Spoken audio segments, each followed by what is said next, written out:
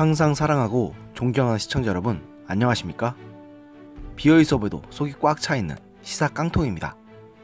여러분께서 구독과 좋아요 및 알람 설정 그리고 공유를 해주신다면 반드시 여러분의 주변을 바꾸는 좋은 방송으로 보답하겠습니다. 꼭 부탁드립니다.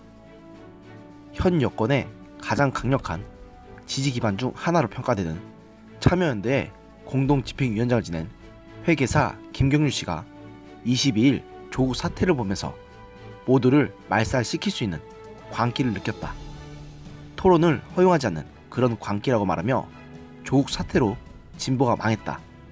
이런 사람들을 나는 사기꾼이라고 생각한다는 등의 매우 강한 말로 진보 진영을 질타하면서 연일 현 정권에 대해 비판 공세를 이어가고 있습니다.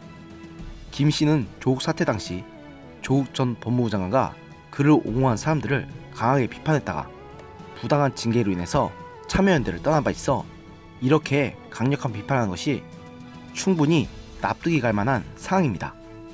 김 씨는 이날 새로운 보수당의 초청으로 국회에서 열린 강연회에 참석해 조 전 장관 관련 혐의 내용이 공소장에 적시됐는데도 시민단체 대표, 기자들이 검찰을 탈탈 털었는데 아무것도 발견된 것 없다고 지금까지 이야기한다고 말하며 처음에는 조 전 장관을 믿었다.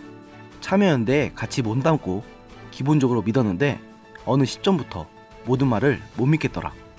지난해 9월 정도에 참여연대 내부에서 문제를 제기하려고 했고 논평을 내자고 얘기해서 한번 나왔는데 조 전 장관은 제기된 의혹에 대해 충실히 답해야 한다는 이 문장 때문에 난리가 났다고 참여연대 내부의 부조리를 폭로하기도 했습니다. 또 김 씨는 제가 어떤 시기라도 조 전 장관에 대해 말하면 청와대 측근으로부터 저를 체크하려는 연락이 오더라. 그래서 이 사람들이 집단적으로 숨기고 속이고 있구나 하는 확신에 이르렀다고 청와대에 외압이 있었다는 사실도 폭로했고 운동권 등에 있는 단톡방에서 30여 명 중 30명 정도가 조국 편이었다. 조국이 케이크를 들고 간 뒷모습 사진에 감성이 폭발하더라. 집단적으로 우는 듯한 분위기였다고 이들이 사실상 사이비 종교의 광신도나 마찬가지인 상태라는 것을 고발하기도 했습니다.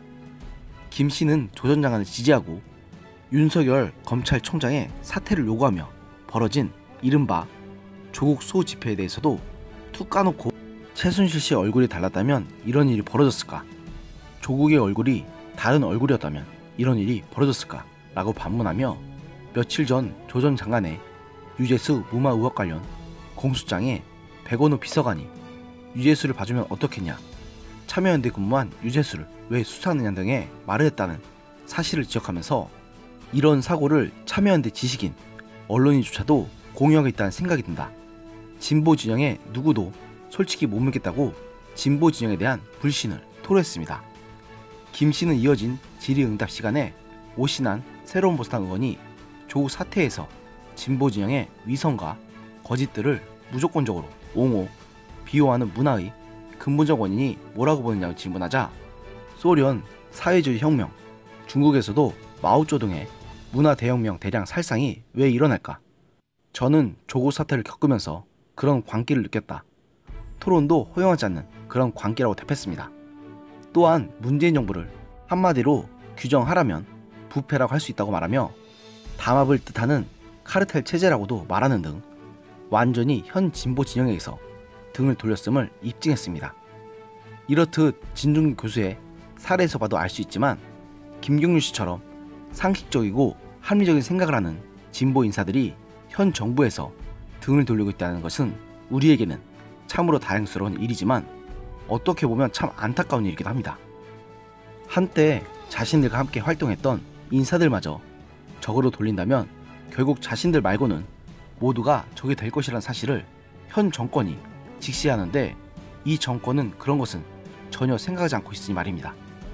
하긴 그런 생각을 했다면 추미애 장관을 앉혀서 대놓고 검찰 대숙청 작업을 벌리지 않았을 테니 이런 기대를 하는 것이 참 바보 같다는 생각도 듭니다.